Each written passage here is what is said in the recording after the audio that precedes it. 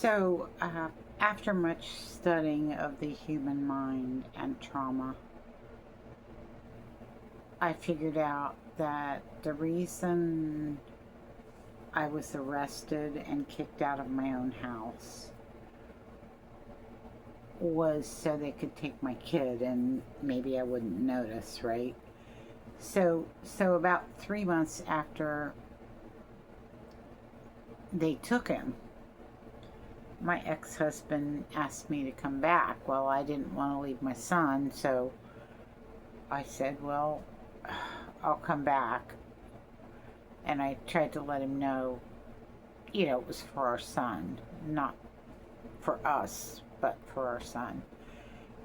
And so I came back, and my son was gone. And there was another kid who looked like him in his place.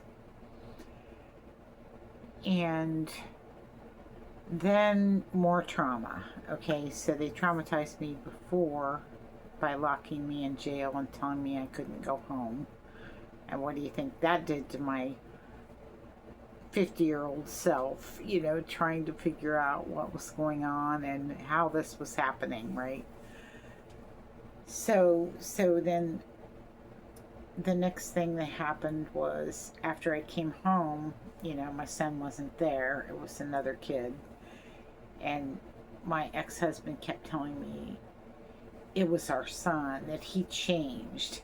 Kids don't change in 3 months. So I just kept thinking maybe my son died and he didn't want to tell me. I didn't know what happened, right? So I'm like freaking out, and I'm in a state of panic and a state of shock, and I don't know what's going on at this point. So then my older sister, who was my handler, called me and said, you need to get a job and help your husband with the bills. So she tells me what kind of job to get, and she tells me, do home care. That's what you did for 10 years. Do it again. And look in the Dayton paper, because they might have something close to where you live, So like always, I listen to my handler. And my handler tells me to look in the Dayton paper, and there's only one ad for home care. And it's her friend, Judy. And this whole thing was a big setup to traumatize me again, so I'd get off the subject of saying that's not my son, right? So they traumatized me before and after, and that's what they do when they traumatize. It takes your memory away. So for many years, I didn't have any memory or recollection of really what happened, and I really didn't give it any thought until God started presenting things to me and telling me, remember this, remember that, and then I started putting everything together. So I get this job, and I start work, and I am taking care of this, what I think is a woman, but it's actually a man in drag in a basement. And this she begins, well, he tells me they ought to put me out to pasture. And I'm like, okay, why is this guy saying this weird stuff to me? And then I take him to the bathroom, and he starts beating on me and tells me, get out of here, this is private. And I'm thinking to myself, okay, this is a man, and he doesn't want me to see his dingling, right? He doesn't want me to know that he's in drag. So he's beating on me, and these people had told me, if you have any trouble, just call us. We'll have our cell phones, and you can call the home phone too. So I call all these numbers, and I'm going to say, I can't do this. This guy or this woman is off the chain, and she's being mean to me, and I can't do this. They don't answer any phone. they don't answer the home phone. They don't answer their cell phones. It was a man and a woman, and this was supposedly their mother, right? So I'm freaking out, and I say, well, I'm just going to leave. And then when I get home, I'll call the police and tell them what happened, you know. So I try to get out the basement door, and they had put a padlock on the basement door, and they did not tell me the code. So I'm locked in this basement with this creature from the Black Lagoon. I can laugh now, but at the time it wasn't funny. And so then they have a big back patio, and it leads out into a forest.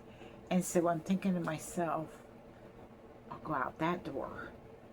Well, I'm trying to open it, and there's no bar in the door, but I can't get this door open. There's no kind of lock that I can see. It must lock from the outside because I can't get out. And I'm yanking on this door, and I can't get out. So I can't get out the basement going up the steps, and I can't get out this back door. Right? So I'm freaking out. And before this guy left, there was this big can of gas, and he had turned it on, and I could hear this hissing, this and I'm thinking, what the hell is that? So I'm looking at this canister, and I'm thinking, you know, I quickly open the window, and then I call my husband. I was married then. And I tell him, I need you to come here ASAP, and I'm going to follow you home, but there's something weird going on here, and I've got to get out of here. I can't do this. And so about an hour later, I call him back and say, where the hell are you? Because I'm freaking out at this point, right? He says, well, some girl got in a car wreck and she wanted to use our phone and blah, blah, blah, right? So, finally he shows up, and he's got a flashlight because I told him to bring one. And I told him to go around the side of the house and that I'd climb out the window because that's the only way I could get out. And this window only opened like this far, and had I been very fat, I wouldn't have fit out the window. But I did get stuck getting out the window. And so when I got home, I called the police, and I told them what happened, and I said the guy started beating on me, and I left. And I can't get a hold of the people. I called both their cell phones.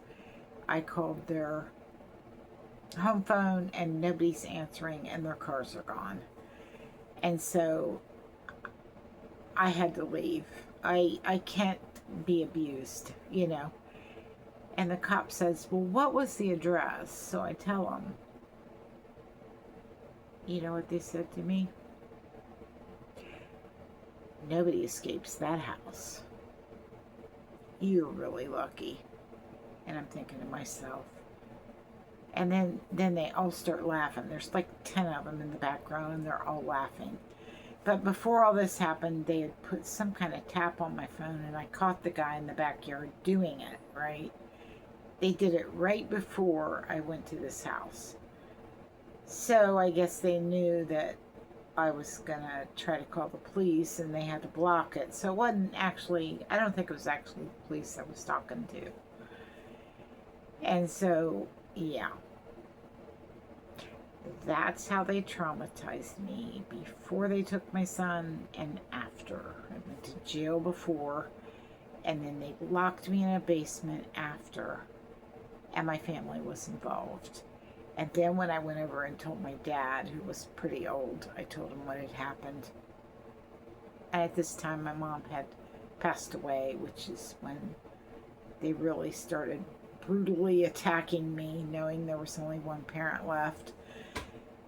I told my dad, and he said, oh, you're imagining things. That didn't happen. And, you know, then when I told him this other story about being tortured at the dentist, and that they filmed it, And he said, "Oh, that didn't happen. You imagined it." Okay, yeah, I got a hole in my gum and I've got like a broken jaw up here. So, yeah, I don't think I made it up. So, yeah, torture makes you forget, and trauma makes you forget. And I just praise God every day that I can remember even my name at this point, because my family did a number on me. And everything they did, including getting my kids taken away, they put in complaints to children's services, even though they were never in my life. They didn't know how I treated my kids. They had no freaking idea. They weren't in my life. And they still aren't, and they never will be again. I've had enough. There's no "I'm sorry" that could fix what they did. Nope. God bless and good day.